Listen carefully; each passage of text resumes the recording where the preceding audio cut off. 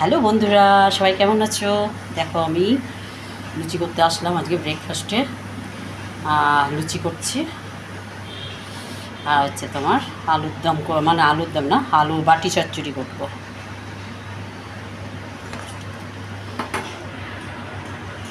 কে কে কার কার পছন্দ লুচি?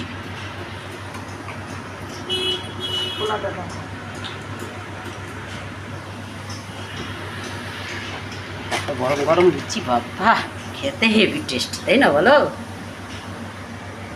তার সাথে আছে এই যে বাটি চচ্চড়ি। লুচির সাথে খালি এরকমই বাটি চচ্চড়ি যায় ভালো, তাই না?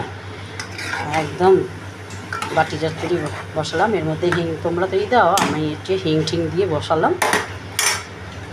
যাই হোক, কালারটা দেখো কেমন এসছে, কমেন্টে অবশ্যই জানিও কার কার পছন্দ লুচি। দেখো লুচি ফুলেছে, দেখেছো? দারুণ সুন্দর ফুলেছে। ঠিক আছে, সবাই ভালো থাকো, সুস্থ থাকো, রাখছি। আর লুচি তরকারি কার কার ফেভারিট অবশ্যই কমেন্টে জানিও।